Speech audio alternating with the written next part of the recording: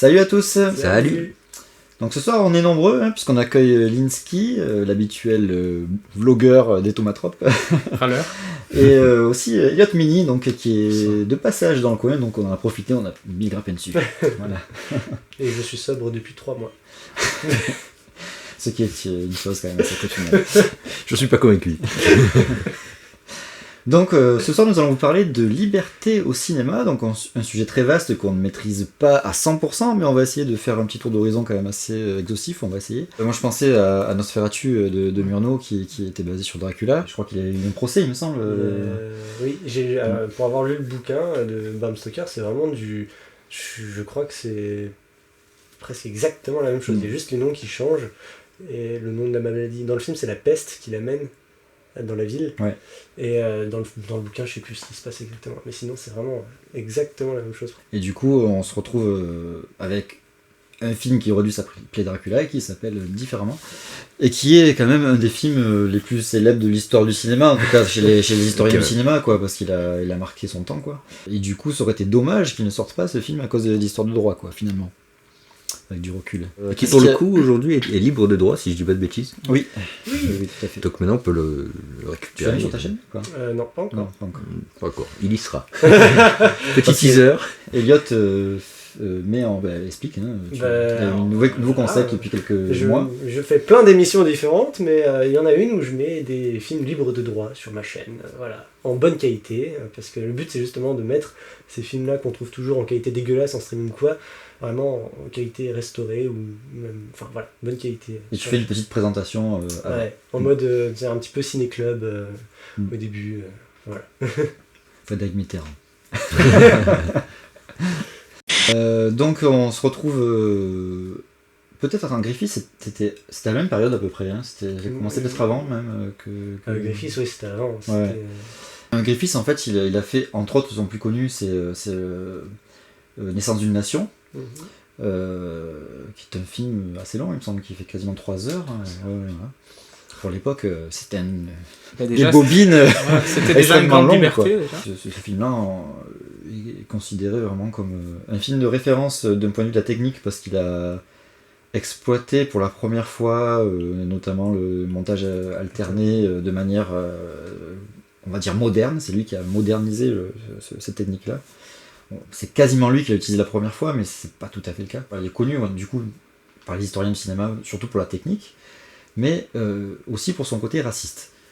Par exemple, à l'époque, c'était pas que dans ce film-là, mais notamment dans ce film-là, les acteurs noirs n'étaient pas noirs. Pas tous. Il y en avait certains qui étaient quand même. Ouais, c'était des rôles très très secondaires. Voilà, qu'on voyait de loin, mais ceux qu'on voyait vraiment proche de l'écran, il fallait pas qu'on voit que c'était des vrais noirs, quoi. C'était des blackface, quoi. Ils étaient maquillés en fait, c'était des blancs qui étaient juste peints, quoi. Comme dans le chanteur de jazz au final. Oui, le chanteur de jazz, le premier film parlant, enfin avec du son, quoi. Vite fait. Mais ouais. C'était le premier long métrage, je crois, non? Le premier long métrage parlant, ouais. Disons, à l'époque, les gens, enfin en tout cas dans le cinéma américain de l'époque, c'était justement avant le code Hays qu'on va aborder juste après, là. Ouais. Les mecs étaient vachement libres de ce qu'ils pouvaient faire. Voilà, ouais. D'ailleurs, avec Griffiths, quoi. on se rend compte que, par exemple, le cinéma porno, à l'époque, il était très très répandu. On en retrouve encore, on a retrouvé plein de bobines de films porno muets. C'est vachement bizarre à regarder. Mais il y en a plein sur YouPorn. et du coup, après, dans les années 20, t'as le code Hays qui est arrivé. Je sais plus quelle date exactement. Alors déjà, qu'est-ce que c'est que le code Hays? Voilà. C'est la première motion de censure officielle. Alors ouais, c'était de l'autocensure. Il faut savoir que en Amérique, c'est pas un État, c'est pas un pays uniforme en fait. C'est plein de petits États avec leurs propres lois, leurs propres interdictions. Et ce qu'a fait Hollywood à l'époque, c'est de créer un bouquin, un manuel d'autocensure qui a été écrit par des évangélistes, je crois, je sais plus. Enfin, c'était des hommes d'église, mais je sais plus quelle église exactement, pour essayer de réunir toutes les règles d'interdiction qu'il y avait en fonction des États pour pas que les films hollywoodiens après soient censurés dans tel ou tel État. Du coup, ça a amené à plein de règles à la con, comme interdiction de s'embrasser plus de 3 secondes, pas de scène adultère, ce genre de trucs-là. Et les cinéastes étaient obligés de le suivre à la lettre. Il n'y avait pas d'exception possible.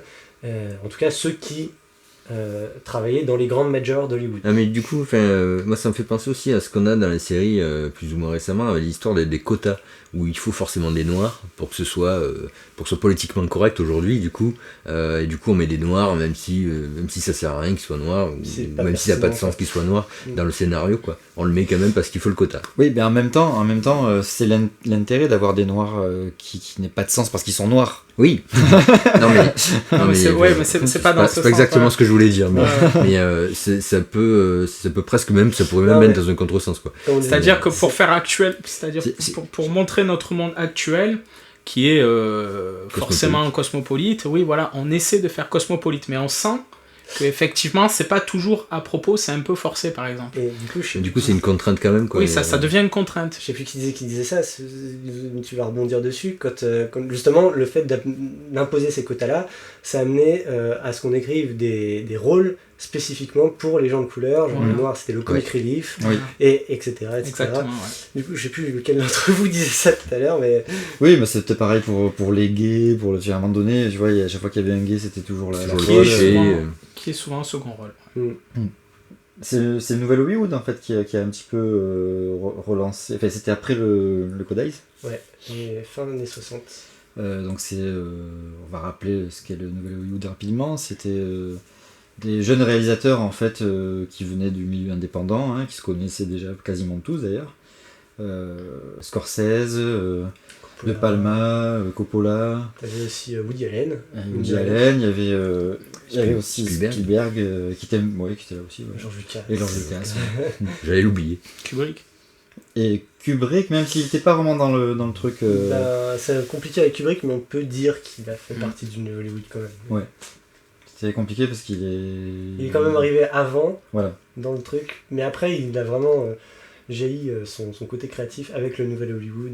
Et du coup, ces auteurs-là, en fait, ont réussi à avoir déjà une patte personnelle, à pouvoir raconter des choses qui dépassaient les clichés, et d'avoir finalement plus de liberté. Voilà, c'est ça, ça le but. Ça permettait des choses qui étaient hors de question de voir à l'écran avant. Quand on regarde, comme je disais tout à l'heure, quand on regarde la scène finale de Bonnie and Clyde, qui a été réalisée par Arthur Penn, si je dis pas de conneries. Ouais, c'est ça. Donc scène de fusillade extrêmement graphique, extrêmement violente. Il y a quelques années, il y a même l'année d'avant, ça aurait jamais été possible de voir ça au cinéma, et ça a été un grand renouveau. On a eu plein de c'est comme une révélation, les gens se sont dit ah oui, en fait ça change pas mal de choses. C'est les studios en fait le nouvel Hollywood il est apparu parce que c'était des vieux de la vieille qui faisaient des films pour des vieux de la vieille, ça marchait plus au cinéma, il y avait la télé à côté qui concurrençait. Et les studios se sont dit on va peut-être laisser la chance aux petits jeunes, on va voir ce qu'ils vont faire. Et les petits jeunes ils avaient des bonnes idées. Et ça a ramené, c'était plus transgressif. Ouais, ça a ramené le public jeune, avec Easy Rider aussi, qui était fait pour la nouvelle génération, années 60 et tout y Tout à fait. Et je crois pas me tromper du coup en disant que ça a quand même relancé un peu le cinéma aussi auprès du public, quoi. Enfin, c'est un peu... redynamisé, voilà, je savais pas comment le dire. Le public lui-même, il a du coup bien kiffé tout ça, quoi. Et c'est pour ça que sur notre chaîne, on mettra toujours en avant la liberté créative. Et c'est malheureux parce que à l'époque, ces nouveaux codes, quand ils ont été, c'était pas encore des codes, mais sont justement devenus de nouveaux codes à la longue.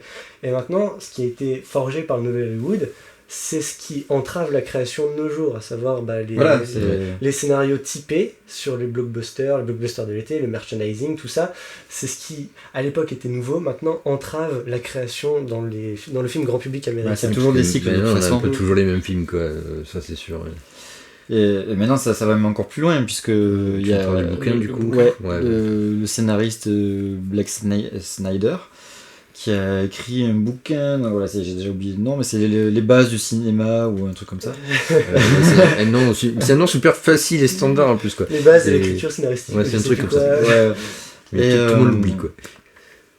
Et en fait, ce gars-là, il a écrit ce bouquin en 2006, et il se trouve qu'il reprenait en fait tout simplement les clichés scénaristiques des années 80-90, quoi, globalement. Pour montrer comment on pouvait écrire un scénario efficace et qui fonctionne bien, quoi. Et c'est sûr que tout ce qu'il montre, ça fonctionne. Le problème, c'est que Hollywood a récupéré en fait son bouquin et en a fait une sorte de bible une sorte d'œuvre de référence sur laquelle tous les scénaristes doivent suivre en fait à la lettre plus ou moins la recette. Toute la recette, quoi. Ouais, c'est vraiment une recette. Je Et pourtant, Zack parle de Snyder, recette. à la fin, bon, son livre est pas génial en soi, mais à la fin, il a quand même essayé, en tout cas, de donner des solutions pour essayer d'échapper à ces codes, d'en sortir et de les détourner, etc. Et en fait, c'est pas du tout ce passage-là qui est appliqué par Hollywood, quoi. C'est vraiment le plus basique possible. C'est quoi. les indépendants souvent qui prennent des alternatives. Et comme forcément, ce sont des films qui sont pas produits par Les gros studios. Voilà, les gros studios. Voilà. Et oui, des fois, ce sont des sous-branches des studios, évidemment. Aussi. Mais de manière générale, le grand public ne connaît pas ces films et donc ne sortent jamais, eux, du schéma. Ou bien, si jamais par malheur ils tombent dessus, forcément, quand on change les habitudes du spectateur... qui ont du mal. Ouais. Voilà, même nous, je pense que la première fois qu'on tombe sur... on parlait par exemple des films japonais qui, eux, sont beaucoup plus ouverts.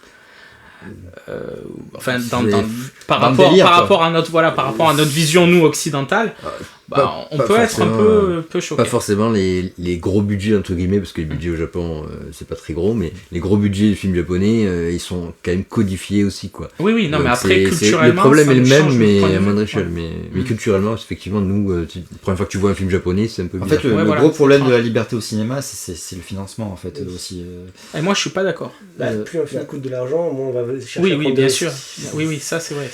Et D'où oui, le débat que je disais tout à l'heure sur les séries B qui ont forcément moins de budget, et qui ont peut-être une écriture plus subtile, mais le fait qu'ils aient moins de budget, ça ringardise un peu le film, ça donne l'impression qu'il est plus...